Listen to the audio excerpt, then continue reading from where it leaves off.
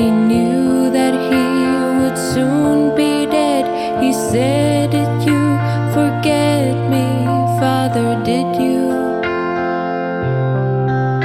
They nailed him to a wooden cross. Soon all the world would feel the loss of Christ the King before his hallelujah.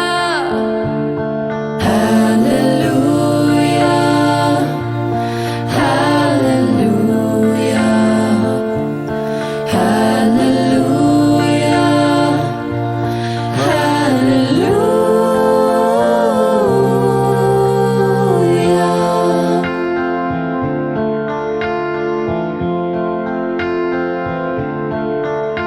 Took from his head that thorny crown and wrapped him in a linen gown, then laid him down to rest inside the tomb.